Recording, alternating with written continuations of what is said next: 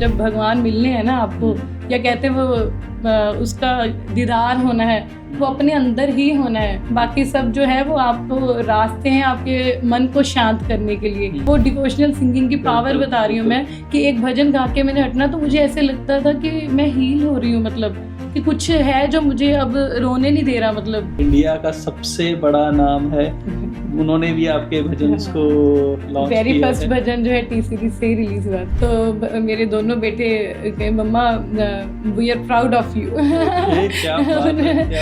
वो खुद मतलब मोबाइल लेके वीडियोस बना रहे हैं कि मम्मा आज मजा आ गया, आज पता लग रहा है कि हमारी मम्मा के साथ सेलिब्रेट करा रहे हैं। इनको अमीरों वाला पापा भी बोला जाता है, तो ये क्यों बोला जाता है? सुना है कि जब उनका सत्संग होता है तो उनको उनकी फोटो से शहद गिरने लगता है, केसर की खुशबू आने लगती है। हाँ, क्या ये मतलब सच है या लोगों ने मतलब ये मार्केटिंग का जरिया बना रखा है? सब बड़ा मतलब खुशी वाले है ना फीलिंग में थे, तो मुझे ऐसे लगा कि नहीं, आज जीने का मजा आ गया। आपने छोटी उम्र में ही मैनिफेस्ट कर लिया था कि आप सिंगर बनने वाले हैं, सिंगर तनु वर्मा। सामने वाला जो मेरा हस्बैंड है या वाइफ है, उसकी अलग जर्नी है और मेरी अलग जर्नी है।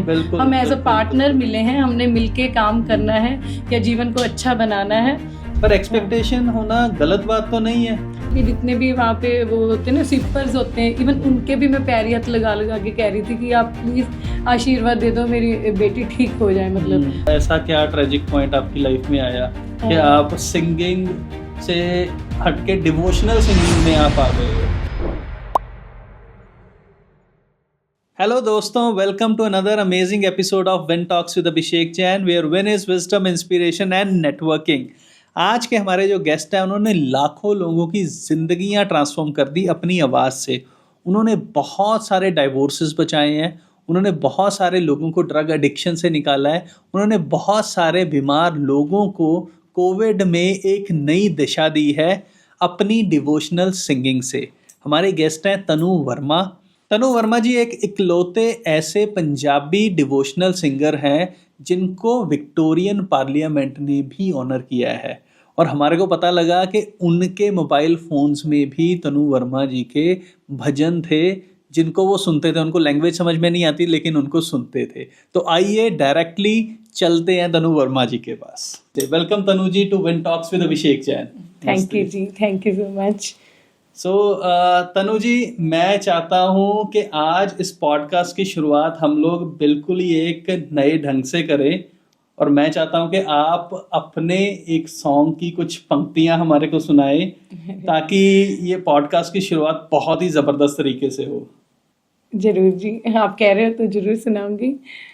तो मेरा ही अपना ही भजन है, तो मेरे राम मेरे हस्बैंड ने लिखा हुआ है, चंदन जी ने। तो 2 पंक्तियाँ। बिल्कुल बिल्कुल। मेरे अंधियारे जीवन की हो गई थी जो शाम, मेरे अंधियारे जीवन की हो गई थी जो शाम, उसको फिर उजियारा करने आगे मेरे राम, उसको फिर उजियारा करने आगे मेरे राम। वाह, बहुत ही सुंदर भजन। मतलब मेरे को नहीं लगता कि इससे बेटर किसी पॉडकास्ट की शुरुआत हो सकती है। And thank you so much for singing these 2 lines for us. और तनु जी, मैं आपसे अब जानना चाहता हूँ कि आपकी ये सिंगिंग करियर की शुरुआत कैसे हुई?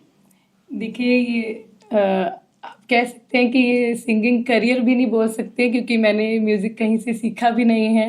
और इवन ही मेरा कोई सब्जेक्ट भी नहीं था स्कूल में। बचपन से ही फैमिली में भी कोई बैकग्राउंड नहीं था सिंगिंग का। तो बचपन से ही, जैसे मम्मा बताते हैं कि मैं तब वो चलते थे ना, वॉकमैन्स होते थे, तो उनके कवर उनमें मैंने कैसेट्स में रिकॉर्डिंग बटन दबाकर सॉन्ग्स गाने, और जो कैसेट्स होती थी उनको कवर को ना उल्टा करके अपनी फोटो लगा के सिंगर तनु वर्मा लिखना। और मतलब दूरदर्शन चैनल पे मैंने मैं होंगी अराउंड 6 to 7 ईयर्स की, तब मैंने परफॉर्म किया और वहाँ पर भी प्राइजेस लेकर आई। और स्कूल में भी कोई ऐसा कंपटीशन या कॉलेज में भी जितने भी कंपटीशंस होते थे सब में मतलब फर्स्ट प्राइज लेकर आना।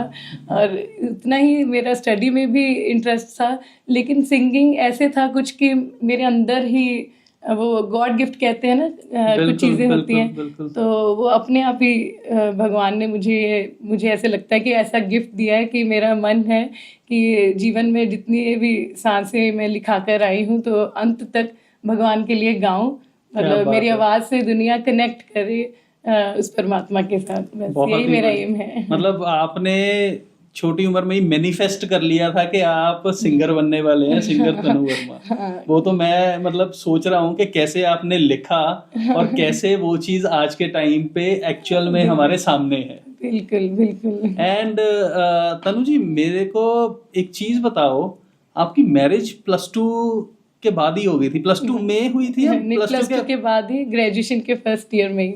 और मेरे को ये भी पता लगा कि आप +2 के बाद आपकी मैरिज हुई, लेकिन you have done a lot of degrees, तो उसके बारे में भी हमारे को बताओ कि वो कैसे हुआ। बिल्कुल, मेरे को देखिए, मैरिज तो कहते हैं ना कि जब लिखी हुई भगवान ने तब होनी है ना, तो लेकिन मैं ये सोचती थी कि मैरिज का मतलब ये नहीं है कि एंड ऑफ लाइफ है ना, जैसे ज़्यादातर लड़कियां या विमेन सोचती हैं कि अब मैरिज हो गई है या बच्चे हो गए हैं कि बस अब हम अपने ड्रीम्स को परस्यू नहीं कर सकते।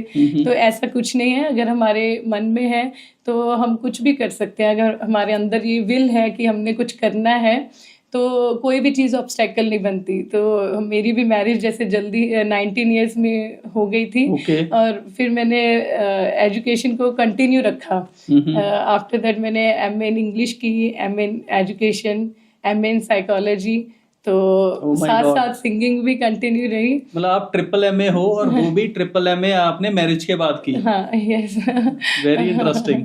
And with good marks. With good marks, okay. तो अब भी मेरे यही है कि आगे मैंने PhD को परस्यू करना है, क्योंकि ये मेरा पैशन है कि मेरे को लगता है कि जीवन है तो सीखते जाना चाहिए। बिल्कुल ना, लाइफ ऐसे ही हम ब्यूटीफुल बना सकते हैं कि जब हम कुछ सीखते हैं, आगे बढ़ते हैं, तो जिंदगी खूबसूरत बनती है।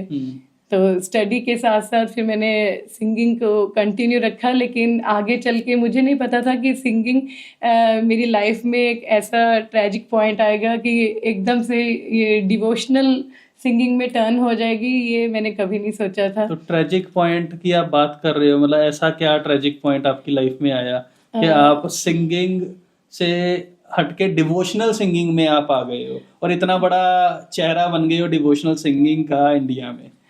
एक्चुअली बात ऐसे पता नहीं मुझे यहाँ पे शेयर करना चाहिए कि नहीं, लेकिन ये शेयर करने के पीछे मेरा सिर्फ यही मोटिव है कि जितने भी लोग हैं लाइफ से हार जाते हैं, हम अपने किसी को खो देते हैं, तो वो बाद में ये सोचने लग जाते कि अब ज़िंदगी में बस कुछ नहीं बचा। लेकिन मैं अपनी लाइफ के अनुभव से, अपने एक्सपीरियंस से बोलना चाहूँगी कि ऐसे नहीं होता। अगर ज़िंदगी आपको दुख दे रही है या कोई आपके जीवन में बहुत बड़ी ट्रेजेडी हुई है, तो समझने की कोशिश करो कि भगवान आपको किसी डायरेक्शन में लेकर जाना चाह रहे हैं, कोई कारण है जो भी हो रहा है लाइफ में। तो मेरी लाइफ में भी मेरी डॉटर थी, 8 इयर्स की थी। तो रोशनी नाम था उसका एक्चुअल में सिंगिंग उसका पैशन था। तो वो बहुत अच्छा गाती थी और मतलब बहुत शोज में भी आई है। थी का क्या मतलब है?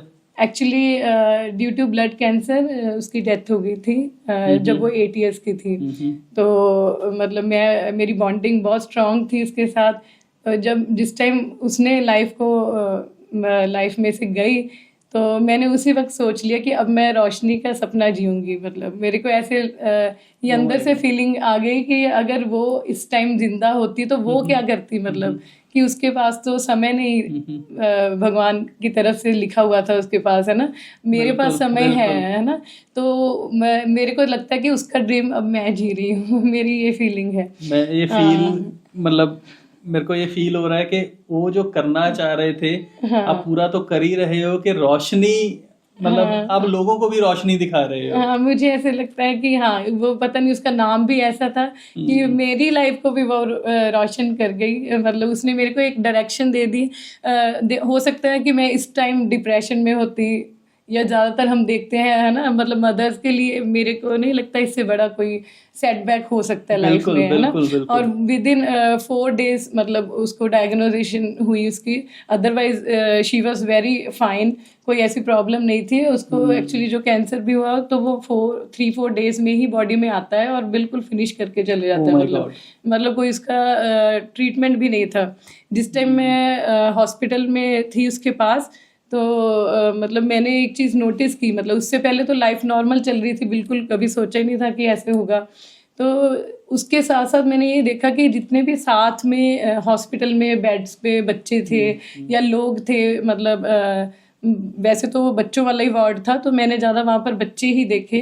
तो वो ट्रीटमेंट उनका पॉसिबल था, वो ठीक हो सकते थे, लेकिन उनके पेरेंट्स के पास पैसे नहीं थे। हमारे बच्चे के ट्रीटमेंट का कोई उनके पास सोल्यूशन नहीं था, हमारे पास पैसे थे, है ना। पर मैं वहाँ पे नोटिस करूँ कि अरे मतलब हम तो छोटी छोटी चीज़ों पे दुखी हो रहे हैं। मतलब दुख तो असली ये है जो मैं अब आंखों से देख रही हूँ। मैंने तभी अपने आप के साथ प्रॉमिस कर लिया था कि मैं रोशनी चाहे बचे ना बचे, लेकिन मैं कुछ ऐसा करूँगी जीवन में जिसके साथ मैं आगे चल के मतलब कोई बड़े हॉस्पिटल्स बनाऊं, है ना। मतलब जो ये बच्चे जिनका ट्रीटमेंट हो सकता है, मतलब उनके लिए मैं कोई मतलब फंड इकट्ठा कर सकूं, मतलब कोई ऐसा जरिया बने। मुझे नहीं पता था कि रोशनी चली जाएगी, है ना। फिर उसके बाद तो मैंने ये बिल्कुल क्लियर कट, वो कहते हैं ना, आंखों के सामने गोल बन गया कि अब जो भी है जीवन में, मेरे को जो भी टैलेंट दिया भगवान ने, जो आवाज़ दी है, उसके ज़रिए मैं कुछ ऐसा करूँगी, कोई ऐसा रास्ता भगवान बनाएगा कि रोशनी नाम का हॉस्पिटल बनेगा आने वाले टाइम में, और उसमें रोशनी के जैसे कितने ही बच्चे ठीक होंगे। मतलब अगर उसको नहीं बचा पाई तो इतनी रोशनी है, उनको बचाऊंगी। मेरे को लग रहा है उसकी शुरुआत तो आप ऑलरेडी कर चुके हो। जब मेरी टीम रिसर्च कर रही थी आपके बारे में, तो हमारे को एक मतलब बहुत बड़ा फिगर सामने आया कि कोविड टाइम्स में आपने 250 से ज्यादा ऑनलाइन सत्संग किए, जिसमें आपको सुनने वाले लोग जो हॉस्पिटल्स में बैठे हैं वो भी आपको सुन रहे हैं, घरों में बैठे हैं। या वो इतना डिस्ट्रेसफुल टाइम था सबके लिए, जिसमें आपने सबको खुशियां बांटी और सबके माइंड क्लियर किए। मतलब अपने उस टाइम मेरे को ऐसे था कि मैं क्या कर सकती हूँ कि सभी इतने दुख में हैं। मैं अपने लिए मतलब अपने लिए तो हर इंसान सोचता है ना, लेकिन खुशी हमें तब मिलती है जब हम दूसरों के लिए कुछ सोचते हैं, दूसरों के लिए कुछ करते हैं। तो वो कोविड वाला टाइम ही ऐसा था कि उस वक्त सबको था कि मतलब स्ट्रेस से कैसे निकले, है ना। तो अनकंडीशनली मुझे ऐसे हुआ कि मैं उससे पहले भी मैं वैसे तो सिंगिंग की वीडियोस घर से ही शुरुआत की थी। मतलब सभी कहने लगे कि आवाज़ बहुत अच्छी है, आप ना कुछ गाकर डाला करो, कोई भजन या कुछ भी, है ना।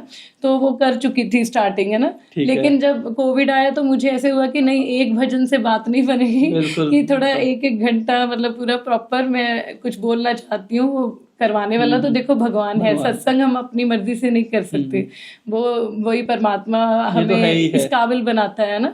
तो कराने वाला तो वही है, वो जरिया बनाता है बस। तो फिर घर से ही मैंने मतलब ऐसे ही सेटअप बना के घर पे स्टूडियो पे अपना मोबाइल लाइव करना। और जब पहले दिन ही शुरुआत की तो जब इतने मुझे मैसेजेस आए और सब बड़ा मतलब खुशी वाले, है ना, फीलिंग में थे, तो मुझे ऐसे लगा कि नहीं, आज जीने का मजा आ गया। जैसे कहते हैं ना कि एक मकसद मिल गया। हाँ, एक एक मिल गई अंदर से कि हाँ कि यही मेरा रास्ता है। मुझे नहीं पता था उस वक्त, तो मैं अनकंडीशनल कर रही थी सब कुछ, कि वो सब कुछ रिटर्न होके मुझे ही मिलने वाला है। मतलब तब तो ये था कि बस बांटना है। मतलब उसके बाद जब मुझे फर्स्ट कॉल आई ऑनलाइन लाइव सत्संग में से ही किसी संगत की कि हमने आपको ऑस्ट्रेलिया बुलाना है, आप अपने पेपर्स वगैरह भेजो। मतलब मेरे लिए वो बहुत सरप्राइजिंग मोमेंट था, क्योंकि मैं तो अकेले कभी कहीं तक भी नहीं गई, है ना। तो हम फैमिली के ऊपर डिपेंडेंट होते हैं। तो उस वक्त उन्होंने जब बुलाया तो मतलब नेचुरल है कि मेरे को ही अकेले बुलाना था उन्होंने। तो वो थोड़ा मेरे लिए बड़ा ऐसा पल था। ये कब की बात है? ये हो गए 3 to 4 years हो गए हैं इस बात को। तो बच्चे भी बहुत छोटे थे, दोनों बेटे मेरे। तो मेरे को था कि ये बड़ा चैलेंजिंग था कि एक तरफ तो इतनी संगत वहाँ पे सुनेगी, है ना, ये मेरे लिए एक सेवा का मौका था, एक तरफ था कि अपने बच्चे और हस्बैंड फैमिली को छोड़ के अकेले जाना है, तो वो सब कुछ है वो बिना ग्रेस के नहीं पॉसिबल। बिल्कुल जी, तो बड़ी कॉन्फिडेंटली मैं अकेले गई वहाँ पे, और ऐसा वहाँ पे ग्रेस हुई गुरु महाराज की, और ऐसी वहाँ पे कह सकते हो आप सबने प्यार दिया। तो ये सब कुछ देखो पॉसिबल तो उसकी रजा से ही होता है ना। बिल्कुल तो मैं तो थैंकफुल उसकी ही होती हूँ हमेशा। नहीं, आपका पहला सत्संग वो भी ऑस्ट्रेलिया में, मतलब ये तो बहुत ही जबरदस्त स्टोरी है, बहुत ही जबरदस्त। एंड जैसे आपने गुरु महाराज की बात की, आप कौन से गुरु को मानते हो? देखिए, मैं वैसे अगर आप पर्टिकुलर पूछूं तो मैं सबको ही मानती हूँ। मेरा ये मानना है कि ये ग्रेस है भगवान की, है ना, वो उसने अलग अलग रास्ते बनाए हुए हैं, चाहे वो कृष्ण जी के रूप में है, चाहे गुरु महाराज के रूप में है, चाहे शिव जी के रूप में है, मतलब भगवान एक ही है। बस वो किसी ना किसी वे में, किसी ना किसी रूप में आपके जीवन में आते हैं और आपका काम बनाकर चले जाते हैं, आपको पता भी नहीं लगता, है ना, ये बात हो जाती है। और प्लीज कंटिन्यू। हाँ, तो मैं सत्संग जो है, जो मैं कह सकती हूँ कि मेरे पे ज्यादा वो कहते हैं ना ग्रेस किसकी है, तो डुगरी वाले गुरुजी महाराज है, आपने सुना होगा उनका। हाँ, बिल्कुल बिल्कुल, उनको तो हम भी मतलब मानते हैं। हाँ, तो उनके सत्संग मैं करती हूँ ज्यादा, तो उनकी संगत जो है बहुत प्यार देती है। उसके लिए हम सिंगापुर भी गए हैं, अब लंदन का भी प्लान है, तो हाँ, बाकी दिल्ली वगैरह हर जगह, मतलब जहाँ भी वो बुलाते हैं। बहुत जबरदस्त। अच्छा, मेरे को ना एक चीज जाननी है गुरुजी के बारे में स्पेसिफिकली। मतलब मैंने ये सुना है, मैंने देखा नहीं है, मैं मानता हूँ, मेरा एक विश्वास है उनके साथ, बट मैंने कभी लाइव ये देखा नहीं है। मैंने सुना है कि जब उनका सत्संग होता है तो उनको उनकी फोटो से शहद गिरने लगता है, केसर की खुशबू आने लगती है। हाँ, क्या ये मतलब सच है, या लोगों ने मतलब ये मार्केटिंग का जरिया बना रखा है? नहीं, बिल्कुल आपका सही क्वेश्चन है, क्योंकि ये ऑलमोस्ट सबका ही क्वेश्चन होगा, मुझे ये लगता है कि जो ये देखते हैं, है ना। बिल्कुल। मेरा ये मानना है, देखिए, विश्वास तो मन के अंदर है ना। गुरु महाराज जब थे चोला स्वरूप में भी, तो वो इन चीजों से निकालते थे संगत को कि वहम भरम में ना पड़ो, है ना। तो अब जो है लोग वही है ना, कहते कलयुग है कि भक्ति को भी अलग अलग रूप दिया जा रहा है ना। एक्चुअल पॉइंट तक तो कोई पहुंच ही नहीं रहा। मेन तो बात है विश्वास। गुरुजी तो गुरबानी से जोड़ते थे, है ना, संगत को बोलते थे शिव पुराण पढ़ो, है ना, भगवान को मानो, मतलब इको रब नू मनो, ऐदा कहते सी, है ना, कि अपने दिमाग नू ज्यादा ना चलाओ, इको भगवान नू मनो ते ਉਹਦੇ ਨਾਲ जुड़ के रहो, है ना। बट अब लोग हैं जो उनको कुछ वो कहते हैं ना, वो चाहिए मसाला चाहिए ना। तो वो मतलब ये मतलब कुछ तो है और कुछ बनाया भी जाता है। मतलब मैं कहूँगी कि इन चीज़ों में नहीं फंसना चाहिए। मेन तो ये है कि जब आप सत्संग में जाते हो तो मिरेकल्स ढूंढने की जरूरत ही नहीं है। वहां पर आप पहुंच गए हो और वहां की जो एक वाइब्रेशन है, वो वहां की एक ग्रेस है, वो ही अपने आप में मिरेकल है। मुझे बहुत लोग पूछते हैं कि आप उनके सत्संग करते हो, आपके घर में तो शायद वर्षा तो होगी, ऐसे होता होगा। मैंने कहा ना, मैंने कभी मांगी है और ना मेरी ये नीड है और ना कभी ऐसा हुआ है, क्योंकि गुरुजी महाराज जीवन में आ गए हैं, यही अपने आप में बहुत बड़ा मिरेकल है ना। तो मेरे साथ ऐसा कोई एक्सपीरियंस नहीं है। जिनके साथ होता होगा तो उसके बारे में भी मुझे नहीं लगता कि उसको हम इतना स्पेसिफाई करें कि हम तभी गुरुजी को मानेंगे अगर हमारे घर में कोई शायद वर्षा होगी या, है ना, कुछ ऐसा होगा। और इनको अमीरों वाला बाबा भी बोला जाता है। तो ये क्यों बोला जाता है? नहीं, ऐसी बात नहीं है।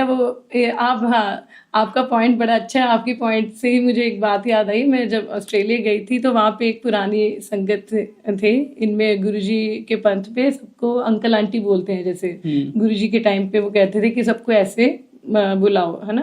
तो वहाँ पे एक अंकल थे, तो उन्होंने बात बताई। वो कहते गुरुजी महाराज कहते होते थे कि मेरे पास आते हो तो मतलब अच्छे बन के आया करो, मतलब तुसी मेरी संगत हो। गुरुजी पंजाबी में बोलते थे, तो तुसी मेरी संगत हो तो तुसी ऐदा ना सोने सोने कपड़े पा के आया करो, रोई ना जाया करो। मतलब भक्ति का मतलब ये नहीं है भी दुखी हो जाओ, है ना। वो कहते हो कि उनका तरीका ही ये था ब्लेस करने का कि अगर कोई छोटी गाड़ी में आ रहा है तो उसको जा अगली बार वड्डी गड्डी चा में, मतलब इसका मतलब ये नहीं है कि वो उनको क्या चाहिए था संगत से, है ना, वो तो बांटने आए हैं, वो तो ग्रेस बांटने आए हैं। वो गाड़ियों में उन्होंने खुद ने थोड़ा ना जाना था, या बड़ी बड़ी कोठियों में उन्होंने थोड़ा ना रहना था।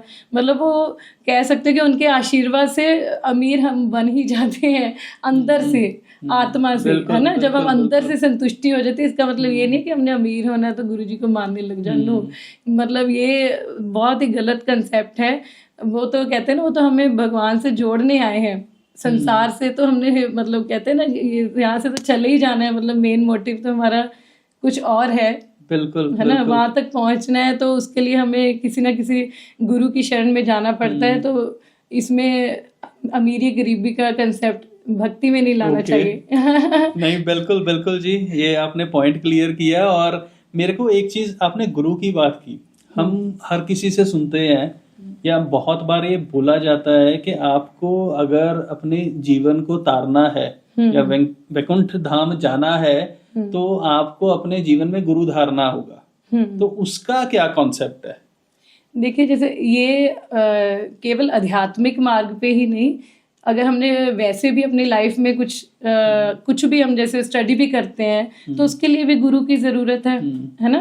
किसी सब्जेक्ट में हमने प्रोफिशिएंट करना है, कुछ एफिशिएंसी लेनी है, कोई मैथ्स है, कुछ है, तो उसमें भी हम टीचर की ज़रूरत है। ठीक वैसे ही हमारी लाइफ है, ठीक वैसे ही स्पिरिचुअलिटी है। इसमें भी हमें आध्यात्मिक ज्ञान देने के लिए कोई ना कोई तो जीवन में गुरु धारण करना पड़ता ही है ना। वो डिपेंड करता है कि आपके मन का, आपकी रूह का झुकाव किस तरफ है ना। तो वो बिल्कुल मेरा भी यही मानना है कि बिना गुरु के तो जीवन है ही नहीं। मन की शांति तो आपको केवल उसकी शरण में ही मिलेगी, कहीं नहीं। ठीक है, ठीक है। Thank you so much for answering this question. हम स्पिरिचुअलिटी की बात कर रहे हैं। एक क्वेश्चन मेरे दिमाग में बहुत बार आता है और मैंने ये महसूस भी किया है बहुत सारे लोगों के साथ। लोग स्पिरिचुअलिटी को रिलीजन के साथ जोड़ते हैं कि मैं लाइक इस धर्म का हूं तो मैं स्पिरिचुअलिटी या मेडिटेशंस नहीं करूंगा क्योंकि मतलब मेरे ये धर्म के साथ एसोसिएटेड है। मैं दूसरे धर्म की कोई भी एक्टिविटी नहीं करना चाहता। तो आप इसके बारे में क्या कहना चाहते हैं? बड़ा ही अच्छा क्वेश्चन है आपका, क्योंकि मैं खुद भी जब भी देखती हूँ किसी को ये चीज़ कहते हुए कि हम तो इसको मानते हैं तो इसके आगे हम सिर नहीं झुकाएंगे, तो मैं हमेशा कहती हूँ कि इसका मतलब अभी आप सही भगवान को मानने ही नहीं लगे हैं। क्योंकि अगर आपका सच में अंदर से कहते हैं ना, किसी एक गुरु के आगे या किसी एक देवी देवता के आगे सर झुक गया तो आपका सबके आगे ही झुकेगा, क्योंकि आप फिर सब में एक को ही देखने लग जाओगे, है ना। तो अगर हम कहते हैं कि रिलीजन जो है वो तो हमें धर्म सिखाता है ना। स्पिरिचुअलिटी बेसिकली क्या है, खुद को जानना, बेसिकली कि हम कौन हैं, हम क्या हैं, हम किस लिए जीवन में आए हैं, हमारा मकसद क्या है।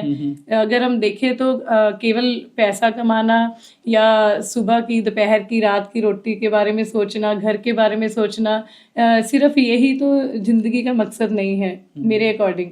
मेरा खुद का भी एक्सपीरियंस है, जब मैं बेटी के बाद बहुत ज़्यादा डिप्रेसिव एटीट्यूड हो गया था मेरा, डिप्रेशन, एंग्जाइटी, ये सारा कुछ मेरे जीवन में आया, है ना। एक टाइम पे आके समझ नहीं आ रहा था कि रास्ता क्या है, मतलब किस लिए जीवन में आए हैं। जिसको मैंने बर्थ दिया अगर वो ही नहीं है तो फिर मेरा भी क्या वजूद है ना। तो एक क्वेश्चन आ जाता है ना, जब हम अपने लव्ड वन को खोते हैं तो फिर स्टेबल तो कुछ भी नहीं है, परमानेंट तो कुछ भी नहीं है, फिर किसके लिए काम करना, किसके लिए जीना, है ना। तो फिर वो चीज़ों के आंसर वो कहते हैं ना हमारे अंदर ही हैं। तो मैंने फिर मेडिटेशन स्टार्ट की, है ना। तो खुद के साथ बैठना शुरू किया।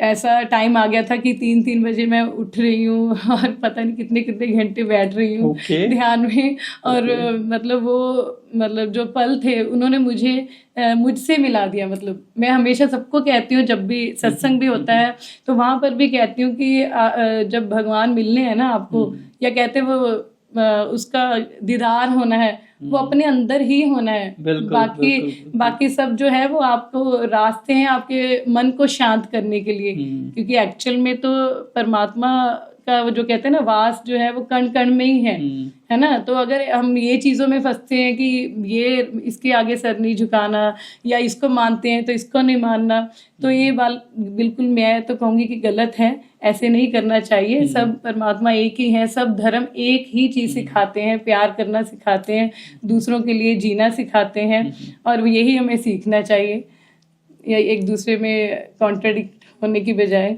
बिल्कुल जी, बिल्कुल। नहीं, वेरी इंटरेस्टिंग। मतलब ये चीज़ तो होनी ही चाहिए कि स्पिरिचुअलिटी का रिलीजन के साथ कोई रिलेशन नहीं है। स्पिरिचुअलिटी का मतलब है अपने आप से ही जुड़ना, वो आप किसी भी तरीके से जुड़ सकते हो। ये नहीं कह सकते कि कोई रिलेशन नहीं है, रिलेशन है, क्योंकि रिलीजन भी हमें यही सिखाता है ना, खुद के साथ ही जुड़ना। वो जिस भी हम रिलीजन को फॉलो करते हैं उसके कुछ रिचुअल्स होते हैं, हम जोत लगाते हैं, हम बैठते हैं, पाठ करते हैं, कीर्तन करते हैं, तो वो सारी चीजें हमें कनेक्ट करती हैं खुद के साथ, अपने आप के साथ कनेक्ट करती हैं, हमें अच्छा लगता है। मैं अपना एक्सपीरियंस बताती हूँ आपको कि मैं खुद जब एक भजन बस मैंने गाना शुरू किया था, मुझे आज भी याद है, ड्राइंग रूम के एक सोफा पे बैठ के मैंने बस कैजुअली एक वीडियो बनाई भजन की। मतलब वो मेरे खुद के भजन गाते गाते, मतलब अब मैं थोड़ा पॉइंट से हट रही हूँ कि सिंगिंग और भक्ति का आप कह सकते हो कि मेल जब होता है ना, तो वो डिवोशनल सिंगिंग की पावर बता रही हूँ मैं, कि एक भजन गा के मैंने हटना तो मुझे ऐसे लगता था कि मैं हील हो रही हूँ, मतलब कि कुछ है जो मुझे अब रोने नहीं दे रहा, मतलब जो मैं रोशनी के लिए रो रही थी वो रोने नहीं दे रहा। फिर नेक्स्ट डे मैंने फिर एक भजन गाना, फिर वो एक घंटे के सत्संग होने लग गए। धीरे धीरे मुझे ऐसे लगने लगा कि मैं बाहर निकल रही हूँ खुद की जो वो मेरा स्टेट था, एक नेगेटिव स्टेट था, स्टेट ऑफ माइंड था, उससे मैं बाहर निकल रही हूँ, है ना। तो ये है मतलब पावर आप कह सकते हो प्रेयर की, स्पिरिचुअलिटी की ये पावर है कि हमारी लाइफ ही ट्रांसफॉर्म हो जाती है। और जैसे अब लोग सोचते हैं कि नहीं इधर नहीं जाना, इस रास्ते नहीं जाना, इसके लिए तो ओल्ड एज में हम इस मार्ग पर चलेंगे, नहीं तो सब कुछ छोड़ना पड़ जाएगा। ऐसे नहीं होता, कुछ छोड़कर नहीं आप भगवान को पा सकते। ऐसी जो है ना ये बनी हुई है एक बातें कि हाँ यंगस्टर्स जो होते हैं कि वो फॉलो कम करते हैं, या पेरेंट्स ही रोकने लग जाते हैं, अरे ज्यादा ना मानने लग जाना, इधर कोई इस रास्ते पर अभी नहीं जाना, बड़े होके जाना है ना, ओल्ड एज में जाना। तो मैं कहती हूँ कि एज ही ये वाली है, मतलब कि जब आपको समझ है, आपकी लाइफ को एक डायरेक्शन मिलती है, जब आप स्पिरिचुअलिटी में होते हैं तो आपका मन शांत होगा, है ना, आपका माइंड स्टेबल होगा, तो आपकी पूरी लाइफ स्टेबल हो जाती है, हीलिंग स्टेट आ जाती है। मतलब म्यूजिक को बोला जाता है कि music is a great healer, जो आप अभी बता रहे हो। तो म्यूजिक से एक जब हम आपके बारे में रिसर्च कर रहे थे, हमारे को एक पॉइंट और मिला कि आपने बहुत सारी मैरिजेस को बचाया, बहुत सारे डाइवोर्सेस को बचाया, तो उसके बारे में भी आप शेयर करो कि वो कैसे हो सका। हाँ बिल्कुल जी, जैसे मैं सत्संग करने या जितने भी मैं टॉक्स डालती हूँ अपने चैनल्स पे, है ना, तो उसको सुनकर बहुत सी ऐसी फैमिलीज हैं जब मुझे मिलती भी हैं तो कहते हैं आपने हमारे जीवन को बदल दिया। नेचुरल है कि हस्बैंड वाइफ की अगर कोई कॉन्फ्लिक्ट हो रहा है तो उसके पीछे कोई ना कहीं रीजन तो यही है कि जो माइंड है वो स्टेबल नहीं है, ठीक है ना, कि मतलब हस्बैंड है वो वाइफ को कहता है कि ये मुझे कुछ दे, मतलब है ना मुझे प्यार दे, या वाइफ है उसको हस्बैंड से एक्सपेक्टेशंस होती हैं, है ना, कि कहीं ना कहीं मतलब वो दोनों का समझ नहीं आ रहा कि कहीं ना कहीं खालीपन तो अंदर है। जब हम खुद अपने आप से जुड़े होते हैं तो हमें अपने आप से ही इतना प्रेम महसूस होने लग जाता है कि हमें होता है कि हम दूसरे को बांटे, ना कि उससे एक्सपेक्ट करें। पर एक्सपेक्टेशन होना गलत बात तो नहीं है? नहीं, गलत तो नहीं है, एक्सपेक्टेशन होनी चाहिए बिल्कुल, पर उसको एक्सपेक्टेशन को भी एक लेवल होना चाहिए ना, रिलेशनशिप में उसका भी एक लेवल होना चाहिए। वो एक्सपेक्टेशन का लेवल कब बनेगा? जब हमें पता है कि हाँ सामने वाला जो मेरा हस्बैंड है या वाइफ है उसकी अलग जर्नी है और मेरी अलग जर्नी है, हम एज अ पार्टनर मिले हैं, हमने मिलके काम करना है या जीवन को अच्छा बनाना है। या अगर हम कहें कि वो आपके वो कहते हैं ना इनर पीस को कंप्लीट कर देंगे, ये पॉसिबिलिटी नहीं है। जब तक आप खुद से प्यार नहीं करोगे आप दूसरों से प्यार नहीं कर सकते, मेरा ये मानना है। नहीं, बहुत बढ़िया, बहुत बढ़िया। एंड एक और चीज़, एक और बहुत ज़बरदस्त चीज़ हमारे को आपके बारे में मिली थी कि आपने बहुत सारे, आपके म्यूज़िक ने बहुत सारे ड्रग एडिक्ट्स की ज़िंदगी बदल दिया, उनकी लाइफ को बर्बाद होने से बचा दिया है। तो ये मतलब पॉइंट कहाँ से आया, आपने कैसे महसूस किया और कैसे ये चीज़ हो पाई?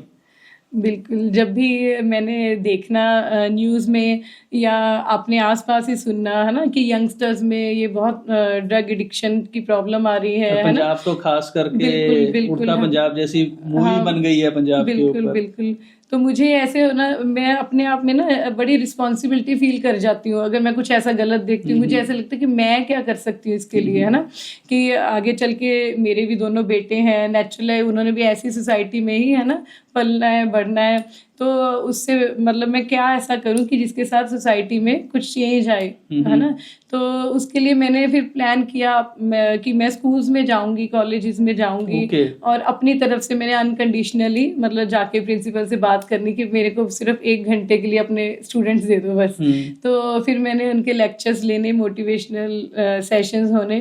तो सेशंस के बाद ही वो मतलब इतना ज़्यादा उनमें ट्रांसफॉर्मेशन आना, उन्होंने उस वक्त ही मुझे आके बोलना स्पेशल कि आज आपने हमें डायरेक्शन दे दी लाइफ में। हमें नहीं पता था कि हमने कोई गोल रखना है जीवन में, हम तो बस टाइम पास कर रहे हैं, जैसे हमें ऐसे लगता है। क्योंकि कहीं ना कहीं जब यंगस्टर्स होते हैं तो उनको पता ही नहीं होता कि एक्चुअल में लाइफ आगे चल के कितनी टफ होने वाली है। बिल्कुल, क्योंकि हम भी जब बिल्कुल। स्कूल में थे, मुझे अब तक लगता है कि अगर मुझे किसी ने डायरेक्शन दी होती तो मैं स्टार्टिंग से ही म्यूजिक सब्जेक्ट रखती या सिंगिंग में अपने आप को परस्यू करती, है ना। तो ये तो बाय चांस की बात है कि ये पढ़ाई करते करते साथ साथ सिंगिंग की तरफ लाइफ अपने आप टर्न हो गई। अदरवाइज मुझे ऐसे लगता है कि नहीं, फिर मैंने जो है मास्टर्स डिग्रीज ये फिर मैंने इनके ऊपर अपनी एनर्जी नहीं लगानी थी। फिर के मतलब मुझे अगर पता लग जाता कि मेरा गोल तो ये था, है ना। तो कहीं ना कहीं हमें गोल का पता ही नहीं होता क्योंकि कोई समझाने वाला नहीं होता तब। तो इसलिए मैंने फिर ये यंगस्टर्स के ऊपर काम किया और वो बहुत अच्छा रिजल्ट भी लेकर आया फिर। सो तनु जी, मेरे दिमाग में एक सवाल आ रहा था कि जैसे आज के टाइम पे एवरी सिंगर जो है वो कमर्शलाइजेशन की तरफ जा रहा है। जैसे हम लोग दिलजीत को देखते हैं, Diljit is the biggest name in the Indian music industry right now. इतने बड़े बड़े प्लेटफॉर्म्स के ऊपर परफॉर्म किया है। तो आपने नहीं सोचा कि आप अपनी सिंगिंग को कमर्शलाइज करो कभी भी?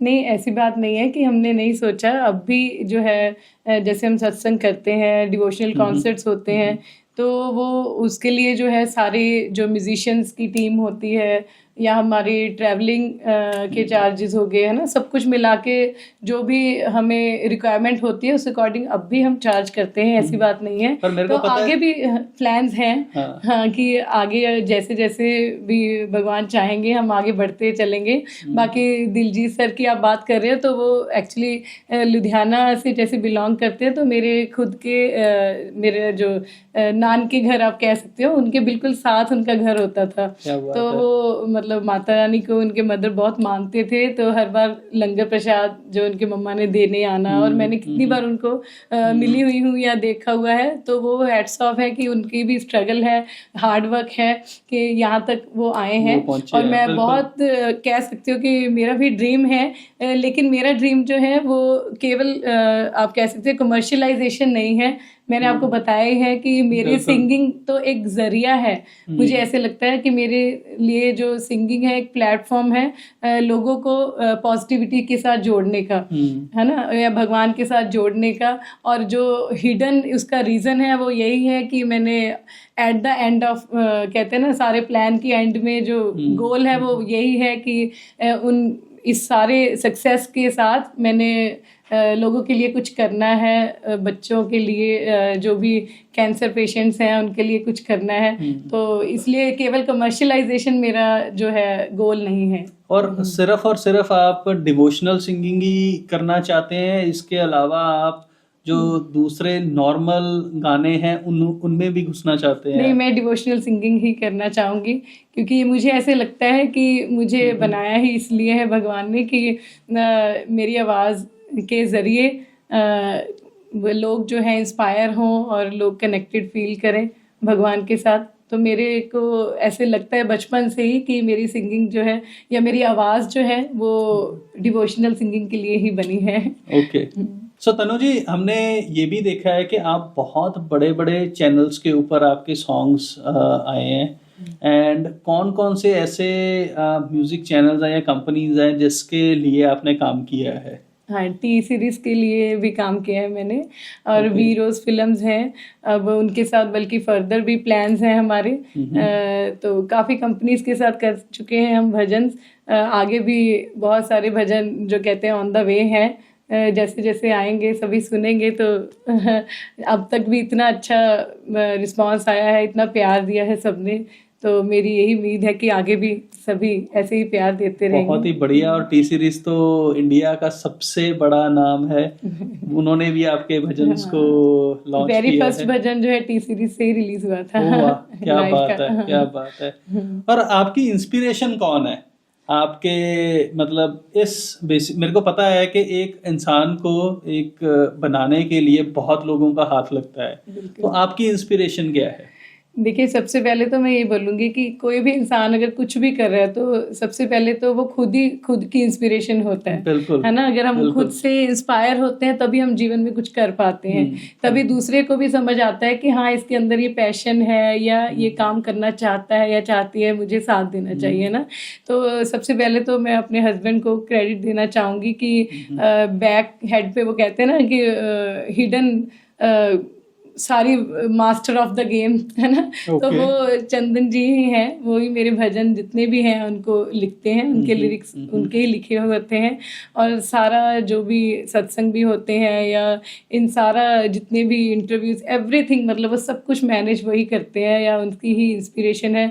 बाकी मेरी सारी फैमिली, मेरे ब्रदर्स, मेरे मम्मी पापा, मेरे ब्रदर इन लॉ और इवन मेरे दोनों बच्चे, वो भी मुझे बहुत मोटिवेट करते हैं। जैसे जो भी भजन के, आप बिलीव नहीं करोगे, सभी कहते हैं कि बच्चे जो है वो हमें आगे नहीं बढ़ने देते, ऐसा नहीं है। मेरे बच्चे दोनों, बल्कि जब भी शूट होता है तो वो आइडियाज देते हैं, मम्मा आप ऐसे करो, आप ऐसे करो। अब कल भी हम लास्ट नाइट मैरिज पे गए तो वहाँ पे मतलब जैसे जो सुनते हैं लोग, है ना, वो पिक्स के लिए आए, तो मेरे दोनों बेटे, मम्मा we are proud of you. क्या बात है, क्या बात है। वो खुद मतलब मोबाइल लेके वीडियोस बना रहे हैं कि मम्मा आज मजा आ गया, आज पता लग रहा है कि हमारी मम्मा के साथ फोटो करा रहे हैं। बिल्कुल बिल्कुल बिल्कुल। और आपके बच्चे, देखो आपने तो क्लियर कर दिया कि आपको डिवोशनल सॉन्ग्स ही करने हैं, क्या आपके बच्चे आपको नहीं बोलते हैं कि मम्मी आप दूसरे सॉन्ग्स भी गाइए, कमर्शियल सॉन्ग्स जो होते हैं? नहीं, बिल्कुल नहीं, क्योंकि वो खुद भी मतलब डिवोशनल सिंगिंग को एंजॉय करने लग गया मेरे साथ साथ। कल भी मैं आपको बता रही हूँ ना कि बहुत छोटी सी लड़की आई, 5 to 6 years की होगी। हम कहते हैं कि मतलब बच्चे भजन नहीं सुनते, है ना, तो वो जब उसने आके मेरे को बोला ना कि मैं आपकी भजन सुनती हूँ, तो मुझे बड़े मतलब मैं अंदर से इंस्पायर हुई, बड़ी मोटिवेट हुई कि नहीं, जो मैं कर रही हूँ मैं सही कर रही हूँ, है ना। मतलब ऐसे नहीं है कि सिंगिंग को हम पर्टिकुलर डिवोशनल सिंगिंग को ही बेस्ट बोलेंगे कि बाकी सॉन्ग्स नहीं गाने चाहिए, ऐसी बात नहीं है। आवाज़ है, अगर भगवान ने दी है तो गाना चाहिए, है ना। लेकिन मेरे लिए मुझे पर्टिकुलर जो है डिवोशनल सिंगिंग ही एक रास्ता लगता है लोगों में खुशी बांटने का। बहुत बढ़िया। और तनु जी, हम हर बार सुनते हैं कि behind every successful man there is a woman, but यहाँ पे टोटली उल्टा है कि behind a successful woman there is a man and that is your man. बिल्कुल जी, इस बात के लिए तो मैं बोलूँगी मैं ब्लेस्ड हूँ, क्योंकि हम मिले ही दोनों म्यूजिक रूम में थे। स्कूल टाइम में एक्चुअली हम एक ही स्कूल में पढ़ते थे और ये मेरे से सीनियर थे। लेकिन हमारी अरेंज मैरिज हुई क्योंकि फैमिलीज दोनों एक दूसरे से जानते। मैं ये बोलने वाला था कि आपकी लव मैरिज तो नहीं हुई फिर? नहीं, सभी यही कहते हैं, पर ऐसी बात नहीं थी। इनकी फैमिली और मेरी फैमिली का बहुत प्यार था। वो मतलब आप कह सकते हो कि बचपन से इनके पापा ने बोला हुआ था कि हमने यहीं पे मैरिज करनी है। तो ऐसे ही धीरे धीरे मतलब स्कूल में जैसे इनका भी सिंगिंग का पैशन था। आपको ये भी बताऊंगी कि चंदन जी खुद मेरे साथ गाते हैं स्टेज में, मुझे कंपनी करते हैं। मतलब आपने बताया था कि वो आपके लिए सॉन्ग्स लिखते हैं, आपके साथ गाते भी हैं, ये मेरे को पहली बार पता लगा। भी लग गए। हाँ बिल्कुल, हाँ बिल्कुल। तो साथ में इनकी भी आवाज़ बहुत अच्छी है, तो साथ में सत्संग में ये भी गाते हैं और इनको भी लोग बहुत पसंद करते हैं। वाह, क्या बात है। बिल्कुल। और तनु जी, मतलब आप जैसे बता रहे थे कि आप पहले बहुत इंट्रोवर्ट थे, मेरे को ये पॉडकास्ट करते हुए 1% भी नहीं लगा कि आप इंट्रोवर्ट थे। और हमने ये देखा भी है और लोगों से भी सुना है कि जब आप स्टेज पे होते हो तो आपके अंदर कुछ ना कुछ आ जाता है, जिसके कारण लोग आपको ही देखते रहते हैं, सुनते रहते हैं और मंत्रमुग्ध हो जाते हैं। तो वो क्या चीज है, वो आप क्या करते हो, मतलब आप क्या जादू करते हो?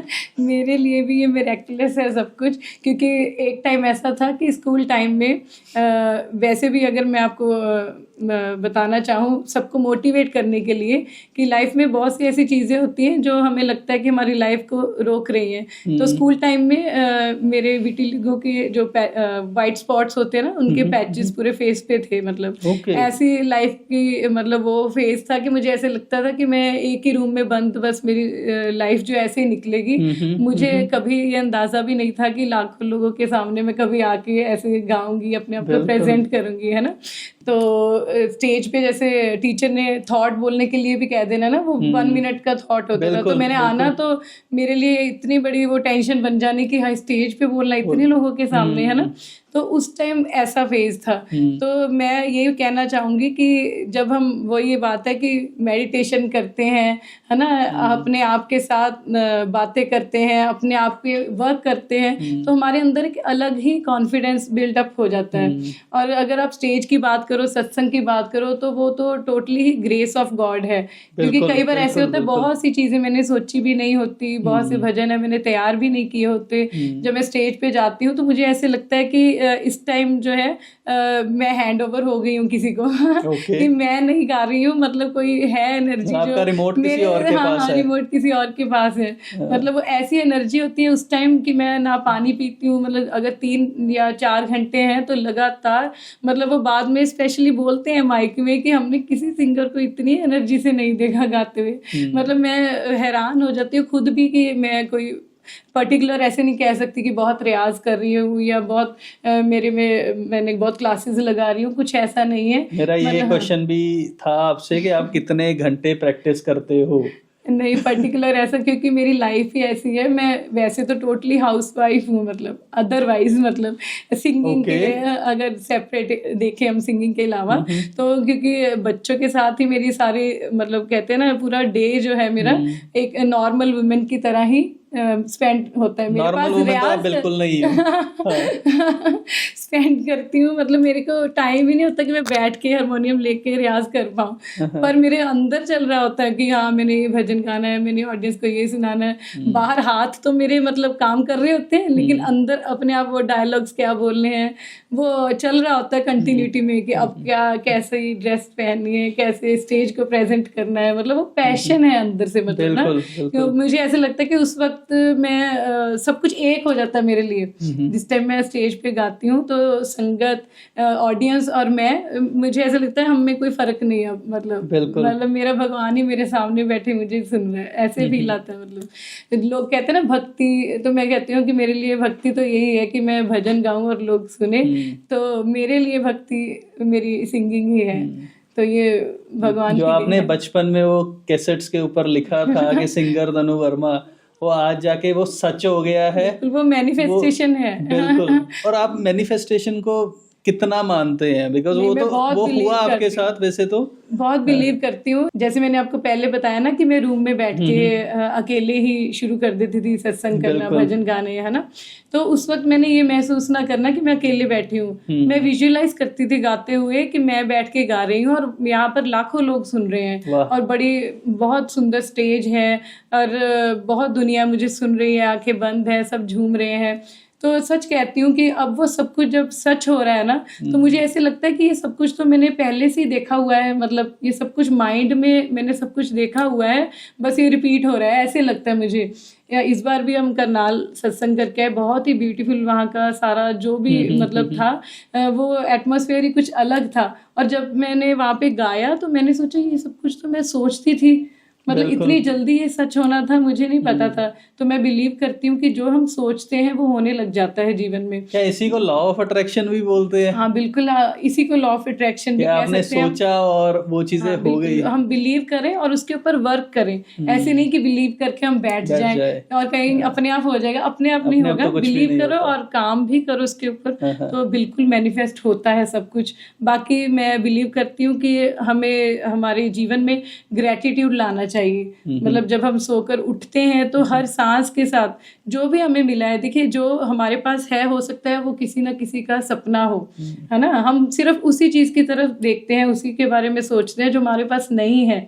लेकिन अगर हम उसके तरफ देखें जो हमारे पास है तो हमारा जीवन ही बदल जाता है। बिल्कुल, मैं कहती हूँ उठते ही आप सोचो कि हम देख पा रहे हैं, हम सुन पा रहे हैं, हमारे हाथ चल रहे हैं, है ना, हम चल पा रहे हैं। ये सब भी हर किसी को नहीं मिलता। इसी का मतलब ये तो सबसे बड़ा ग्रेटिट्यूड हमारा होना ही चाहिए डेली भगवान की तरफ के हाँ हम ये कर पा रहे हैं, तो इसके अलावा चाहिए ही नहीं, सब कुछ आ जाएगा। हाँ बिल्कुल, कोई है जो हमारा ध्यान रख रहा है, कोई है जो कभी नहीं चाहता हम हार माने, कोई तो है जो हमें संभाल रहा है है ना।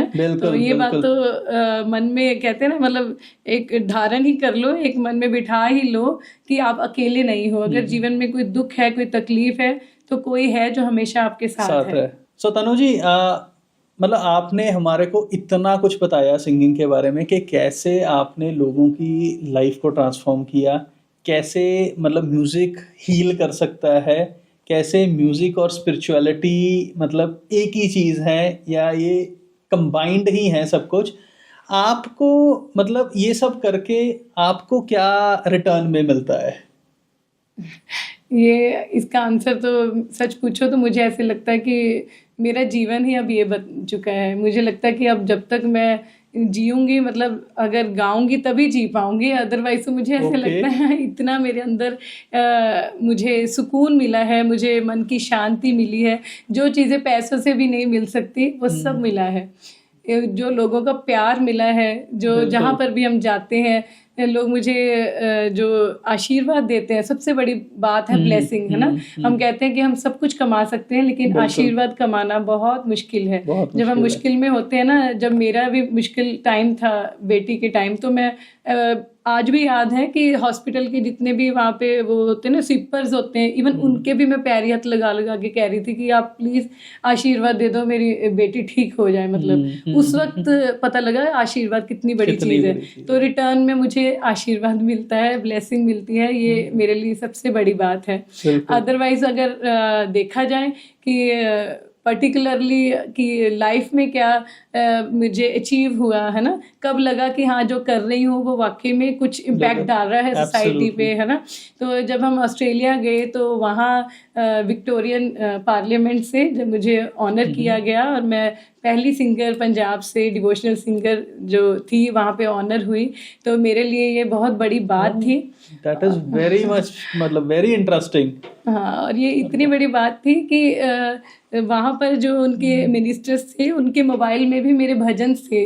बल्कि हाँ, वो हमारी लैंग्वेज भी नहीं जानते, फिर भी वो मतलब वो कह रहे थे कि मुझे बहुत पीसफुल लगता है आपका भजन। उन्होंने मुझे मोबाइल से पर्टिकुलर निकाल के सुनाया, मेरे पास वीडियो भी है और मैंने अपलोड भी की थी। तो उन्होंने प्रॉपर वो भजन को सुनाया और मेरे लिए बहुत बड़ी बात थी कि इससे ऊपर क्या हो सकता है। मैं सोच रहा हूँ, मैं हैरान हूँ, मतलब ये कैसे हो गया। बिल्कुल। और तनु जी, बहुत आई गेस इससे बड़ा एग्जांपल कोई हो ही नहीं सकता है कि लाइक म्यूजिक कैसे मतलब लोगों को ट्रांसफॉर्म कर सकता है, हील कर सकता है, कि जो लैंग्वेज भी नहीं जानते हैं हमारी वो भी मतलब म्यूजिक के जरिए म्यूजिक की लैंग्वेज को पहचान पाते हैं। बिल्कुल बिल्कुल बिल्कुल। सो तनु जी, बहुत मज़ा आया आपके साथ बातें करते हुए, एंड टाइम का पता ही नहीं लगा कि कब हम लोग पॉडकास्ट के एंड में पहुंच गए हैं। मतलब मेरे को डिवोशनल म्यूज़िक का एक अलग पर्सपेक्टिव मिला। हम लोग डिवोशनल म्यूज़िक सुनते थे अपने आप को सूद करने के लिए, लेकिन पता ही नहीं था कि डिवोशनल म्यूज़िक कितना बड़ा इम्पैक्ट ला सकता है सोसाइटी में, जो आप ला रहे हो। और इस पॉडकास्ट को ख़त्म करने से पहले मैं चाहता हूं कि आप हमारी ऑडियंस को 3 ऐसी टिप्स दें जो वो अपनी ज़िंदगी में उतार सकते हैं और अपनी लाइफ को ट्रांसफॉर्म कर सकते हैं। जी बिल्कुल, मैं कहना चाहूँगी सबको कि सबसे पहले तो जीवन में विश्वास लेकर आएँ, फेथ लेकर आएँ। विश्वास बहुत बड़ी चीज़ है। अगर आपको विश्वास है तो पत्थर में भी भगवान है। अगर विश्वास नहीं है तो किसी भी मंदिर में चले जाएं, कहीं भी चले जाएं, आपको कहीं भी भगवान महसूस नहीं होंगे। बिल्कुल। और दूसरा कहना चाहूंगी कि थैंकफुलनेस रखें जीवन में, शुक्रगुजार हो कि भगवान ने आपको जो भी दिया है पहले तो उसके लिए शुक्रगुजार हो। बाकी हमारी डिमांड्स तो कभी खत्म होती ही नहीं है। एक डिमांड खत्म होती है तो दूसरी शुरू हो जाती है ना। और तीसरा ये बोलना चाहूंगी कि जीवन में कुछ हो ना हो तो अपने जीवन में कोशिश करो कि जिससे भी मिलो, जिसके साथ भी आप लाइफ में इंटरेक्ट कर रहे हो, तो प्यार जो है बहुत बड़ी चीज़ है कि सबके साथ प्यार से बात करो, क्योंकि आपको नहीं पता कि लाइफ में हर बंदा, हर इंसान किसी ना किसी ऑब्स्टेकल से गुजर रहा होता है। हम अगर कुछ नहीं कर सकते तो हमें इतना करना चाहिए कि सबके साथ प्यार से रहना चाहिए, सबके साथ एक ऐसे कनेक्शन के साथ रहना चाहिए और ये समझना चाहिए कि हम इंसान हैं और इंसानियत को जिंदा रखना चाहिए। नहीं, बहुत ही बढ़िया तनु जी, बहुत बहुत शुक्रिया। आपने ये 3 वैल्यूएबल नगेट्स हमारे को दिए। और एक और मेरे दिल की इच्छा है, जैसे हमने ये पॉडकास्ट आपकी बहुत प्यारी पंक्तियों से शुरू किया, मैं चाहता हूँ कि हम लोग 2-3 पंक्तियों से ही इस पॉडकास्ट का समापन करें। तो आपसे मैं 2-3 पंक्तियाँ और सुनना चाहूँगा। जी वाह, जरूर सुनाऊंगी। मैं जैसे शुक्राना की बात की है मैंने कि हमें थैंकफुलनेस है ना रखनी चाहिए जीवन में, तो इसी के ऊपर है 2 लाइन्स। मेरे गुरुजी ने जिंदगी बनाई, मेरे हर गल पूरे हुंदे आए, शुक्राना तेरा करन मैं आई, मेरे हर गल पूरी हुंदी आई, हाँ मेरे हर गल पूरी हुंदी आई। वाह, क्या बात है तनु जी, क्या बात है। So thank you so much Tanu ji for coming on win talks with Abhishek Jain, where win is wisdom, inspiration and networking. मैं और मेरी ऑडियंस तहे दिल से आपके नए भजनों के आने का इंतज़ार करेंगे, और मैं भी आपके भजनों के लिंक्स जो हैं डिस्क्रिप्शन में डाल दूंगा ताकि वो इन भजनों का लाभ ले सके। थैंक यू सो मच आपने मुझे यहाँ पर बुलाया। मैं यही विश करती हूँ कि भगवान आपको बहुत सक्सेसफुल करे और हमेशा खुश रखे। ऑलवेज वेलकम जी, always. Thank you so much. Thank you दोस्तों, इस पॉडकास्ट को बहुत सारा प्यार देने के लिए। मेरे को पता है आपको बहुत मज़ा आया होगा हमारी कन्वर्सेशन सुन के, और मैं चाहता हूँ कि आप भी तनु जी के भजनों को सुने और अपनी लाइफ में एक पॉजिटिविटी लेके आए। हमारे चैनल की थीम है Win Talks, where win is wisdom, inspiration and networking. Wisdom Tanu ji ने शेयर की, इन्होंने हमारे को इंस्पायर किया, और इनसे नेटवर्क करने के लिए हमने एक पोर्टल बिल्ड किया है जिसका लिंक डिस्क्रिप्शन बॉक्स में दिया हुआ है। आप उस लिंक को क्लिक करके तनु जी से भी कनेक्ट कर सकते हैं। और मैं चाहता हूं कि आप इस पॉडकास्ट को उन लोगों के साथ शेयर करें जो अपनी लाइफ में कुछ रफ टाइम से गुजर रहे हैं, क्योंकि मेरे को पता है कि ये पॉडकास्ट उनकी लाइफ ट्रांसफॉर्म कर सकता है। और इसके साथ साथ अगर आपको मज़ा आया इस पॉडकास्ट को सुन के, तो प्लीज़ हमारे चैनल को सब्सक्राइब करें। इससे हमारे को बहुत ज़्यादा मोटिवेशन मिलती है